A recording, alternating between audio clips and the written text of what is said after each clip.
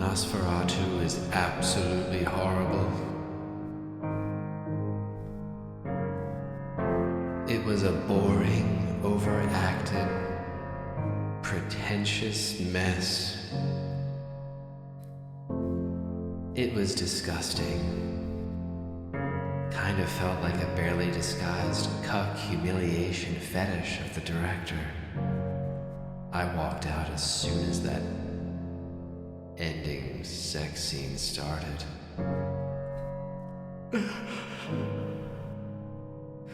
Movie was so bad.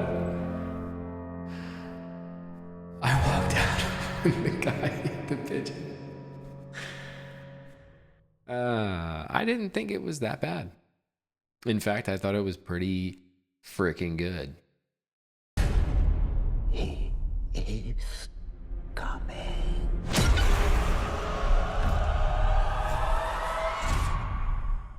Nosferatu is the latest film from Mr. Robert Eggers. One of the new, not new, but he's like, he's one of the hotnesses of Hollywood when it comes to making legitimately exciting, thoughtful, crafted movies. It's an adaptation or a remake of the 1922 Nosferatu, which is an adaptation of Bram Stoker's Dracula book. So the story is nothing new. It follows the main character, played by Lily Rose Depp, and she plays Ellen, who in the beginning of the film is a young girl who is struggling with, I think it's just like profound loneliness or something. Like when she's a kid, she's just like incredibly lonely. She's unhappy. And so she spends her time at night before going to bed. She would pray, but she's not praying to like a god. She's just kind of praying out into the void, so to speak. It's a little loud. Yeah, she's praying out into the void, and as it were, the void answers back to her in the form of Nosferatu. But I'd never been so happy. Who then forms, I guess, what you would call like a telepathic relationship with Ellen when she's a young girl. I think she's like young teenage years. So they form this telepathic bond that verges at times on being intimate, but like psychologically.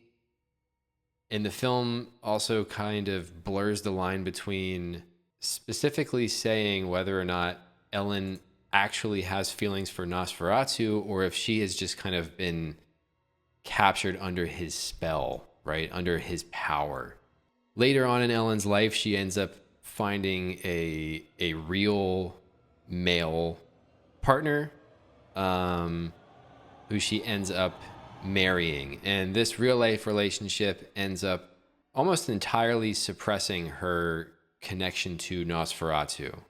All of the seizures that she would experience, the weird nightmares, and all of just the different psychological effects of being connected to this all-powerful vampire lord stop when she is with her new husband, whose name is Thomas Hutter, and he is played by Nicholas Hoult. For those who watched Skins back in the day, you'll recognize the name Nicholas Hoult. He's also from Warm Bodies, which starred Amber Heard, Lily Rose Depp. She meets Thomas Hutter. They get married. Her connection to Nosferatu is essentially entirely suppressed. She no longer has any kind of form of communication with him. The seizures are no longer present. The nightmares, et cetera, all kind of fade away. And this, of course, pisses off Nosferatu, who becomes enraged at the fact that this woman that he has, I think he believes he's fallen in love with her over the years. I think it's more of like an unhealthy, hollow obsession that he has with her. It's more of a control, a domination over her. He freaks out and he has to devise a plan for reclaiming her as his own. So now we enter the life of her new husband, Thomas Hutter. Thomas Hutter is a young up-and-coming real estate agent this is somewhere in like 1800s Germany. I forget the actual name of the city where they live. But Thomas goes off to work one day and his boss comes to him and he says, I have the biggest deal of your lifetime. This is the opportunity that's going to make you as an agent. And I believe he says, if you're able to pull off this deal, I'll make you like a permanent partner of the agency. So Thomas, a newly married man, can't turn down an offer like this. And he says, sure. There's obviously a catch to this deal. And his boss informs him that there is a man named Count Orlok who is hundreds of miles away in his home country who wishes to purchase a home just outside of our city here. The catch of that is that he specifically has requested you to travel hundreds of miles to his current residence in order to finalize and sign off on all the documentation that would secure the purchase of Count Orlok's new home. And so as weird as this may seem, again, Thomas he can't refuse this opportunity at this stage of his life. So he agrees and he travels out to the castle of Count Orlok, aka Nosferatu. And that's all I want to say. I don't want to, as always, even though this movie isn't exactly new and it's a remake of a movie that's literally over 100 years old now, I'll try not to spoil it. Now for the actual nuts and bolts. So this movie was the first film that enticed me to go back into a movie theater for the first time, I think since COVID. Like, I think once COVID hit, I just never went to the theater. And I think a huge part of it is the fact that it feels like nothing really comes out in theaters that just looks good.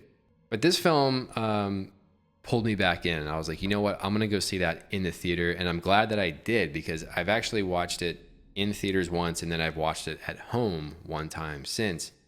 And I can confirm that the theater experience of this movie was that it was just better. I think solely for the sound system alone, especially in regards to Nosferatu himself, who is played by Bill Skarsgård, recently played Pennywise in the new It films.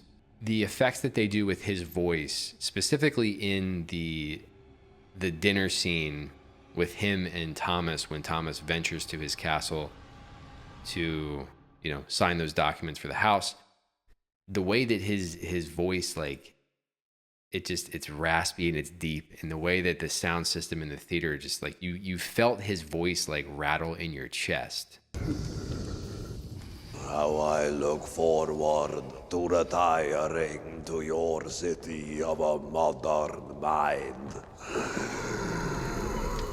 Which just played in so well to this dinner scene where reality is being contorted and bended, and you're kind of watching Thomas quickly realize how screwed he is and how off things are in this castle. So yeah, the use of sound in the movie was really good. The soundtrack itself I have it playing super softly right now. The soundtrack itself never stuck out to me as being particularly great or bad. So take that as you will. I'm usually a big music guy, so anything that really sticks out, I'm going to notice it and be like, oh wow, that soundtrack was great. This movie just felt like kind of generic-y horror, but the audio effects of Nosferatu stood out, particularly in that dinner scene. And then some of the other things, when you talk about this movie in terms of just the filmmaking, like I said, there's not a whole lot of movies that come out anymore that are legitimate examples of filmmaking, where it's not just, let's just cut and dry action movie, make our money and get out of here. When you look at a film like Nosferatu and you just look at the lighting, look at the way that this movie uses light and shadow. And I'm pretty sure I remember reading that all of the shadows they try to use as much natural lighting as possible. And there's just like tons of moments in the movie that even now, it's been a while since I've watched it, but like obviously the scene from the trailer where Ellen is kind of standing looking out of her open window and the curtains are blowing, right? And then as the curtains blow in and expand, you can see the silhouette of Nosferatu in the lighting on the curtain. The dinner scene that I just mentioned with Count Orlok sitting at the table speaking with Thomas, most of that scene he's just cast in shadow, and there's this big hazy orange glow of a big hearth behind him, or a big fireplace behind him. So he is just set in shadow for almost that entire scene. There's another scene later on in the film that stands out where there's a shot of, it's an aerial shot of the city where Ellen and Thomas live, and Nosferatu is far away, but he's kind of reaching out to extend his evil grasp in an attempt to reach and find Ellen. And as he kind of reaches his hand out, they cut to this aerial shot of the city where you like track his hand. It's this giant shadow just kind of sweeping over all the rooftops of this town at nighttime. Really cool, clever, it's fun, it's creative. There's another scene where I believe it's when Thomas goes to Nosferatu's castle, and he's at one point he opens a door and you can see Nosferatu standing there completely silhouetted in shadow, and then he has these two, I don't know if they're wolves or if they're like dogs that are next to him, but it's just really eerie, almost looks like a fairy tale, like a illustration from like a fairy tale book from like old 1800s Germany, with this super menacing figure with these wolves next to him. So really cool. Like that, the movie visually was just fun. It's incredibly engaging and fun to look at. And there's also plenty of really good landscape shots, particularly when Thomas is traveling via horseback from his home city all the way out to Count Orlok's castle. There's some like beautiful sweeping scenery shots. Performance wise, we'll touch on it really quick. I thought that Lily Rose Depp was incredibly good. I've never seen anything with her in it before this movie. I thought she was fantastic. Willem Dafoe, as always, anytime he's in the scene, it's all you're watching. You're just watching him. Now, granted, he seems to play like if you've seen The Lighthouse, which is another Robert Eggers film, Willem Dafoe plays this like extremely eccentric, goofy character. He feels kind of like that at times in this movie as well, but he's always incredible to watch. He does a great job. Bill Skarsgård, I think the best thing about his portrayal as Nosferatu is the voice.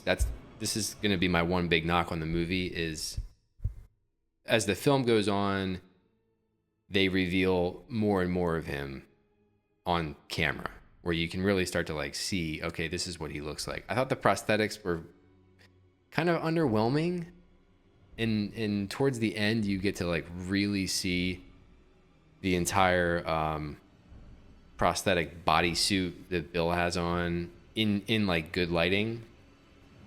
And I thought that the design seemed a little uninspired, where I won't spoil, but that was, I think, the biggest disappointment of the movie for me was like, oh, that's it. That's what they made Nosferatu look like. Outside of that, though, it was good. Aaron Taylor Johnson's not in it a whole lot. He does, I think, a serviceable job in the movie. I don't know the name of the actor, but the guy who plays Thomas Hutter's boss, who slowly reveals that he's a completely crazy person, where he's crazy. This dude's nuts. Were really captivating and really kind of freaky. Like there were times where you're just like pulling the hand over your face a little bit because you don't know what this guy's going to do next. It reminded me a bit of Brad Dourif in The Exorcist 3, if you're familiar with that. And if you haven't seen The Exorcist Part 3 and you like horror movies, you got to watch it. The film itself, like if you want to talk about themes, I think the movie definitely tries to touch upon, you know, the destructive nature of suppression when it comes to Ellen's character and the fact that she has this connection with Nosferatu as a child. And because of the possible childhood like abuse and trauma that she had, the movie suggests this, but they don't actually show anything happening to her as a child. And then of course later in her life she's trying to suppress and ignore and forget about the connection that she had with Nosferatu, kind of burying all of that. And then the slow dread and realization that that is resurfacing and it's coming back even worse than it was. I thought that was a little bit of a nod towards like mental health and the importance of kind of like airing out your trauma and not trying to bury it. I think there was some commentary on like how evil and corruption can hide in formality and legality, where you have Nosferatu himself, who is presented as almost like kind of royal. He's got like this regal appearance with like, he's got this big poofy hat and he's got like these very fancy robes that he wears. And then just the concept revolving around this business transaction of real estate and signing legal documents that ends up becoming like the catalyst for tons of deaths and all of this horror. And it kind of all begins through this very formal legal process of signing documentation. Certainly sexuality comes into it too, kind of the good and the bad of sexuality, where there's moments where they kind of will highlight, you know, the loving relationship that Ellen has with her husband Thomas, and then obviously there are a lot of things in this film that get He'd never please me as he could. sexualized in a negative way. I'll just say this, that they have kind of rethought the way vampires will drink blood, and it's gross, and it's definitely kind of sexualized. That's all I'm gonna say about it. And then certainly like there's some weird like psychological telepathic intimacy scenes between Ellen and Nosferatu, where you're always like, I don't know if she's like a willing participant in this or not. So there's that. I think there's, you know, themes of like surveillance and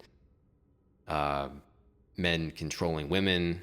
You know, Nosferatu is always trying to spy, always trying to see what Ellen is doing, where she is. And then you have, even when she starts going back into her fits of madness and her seizures and her psychological episodes because of this reemerging connection with Nosferatu, you have Aaron Taylor Johnson's character who just gets so frustrated with her that he's like, just tranquilize her, just tranquilize her. I don't care what it is. I think she's just crazy. She just needs to be strapped down to the bed and just sedated, you know. I think that's essentially it. I mean, it's just like I said, it's a film that is like just engaging and fun to look at. If nothing alone, you could turn all the audio off and just look at the scenes and the shots from this film, and they're beautiful. They're awesome. I think it's a little bit long. I always say that though. That's like a common complaint of mine, is it's like, it just drags a little bit too long. Again, I thought the design for Nosferatu was a little bit underwhelming. It felt a little kind of uninspired, and I would have loved to have seen like which design concepts that they kind of like gathered around and like looked at and then voted against all the other ones and ended up choosing this one. I would just be curious to see what those other designs looked like. But I'm trying to remember like all the horror movies I watched last year. I think this was like one of the best movies I saw last year, though. And it was the first movie to get me back into the theater after COVID. I think that says something. So, yeah, if you're just a fan of like good films, good performances, clever, deliberate filmmaking, then I would highly, highly recommend checking out Nosferatu. If you go into it just expecting like a vampire movie, you're probably going to hate it. And yeah, that's about it. I want to thank y'all for watching. We'll see you next time.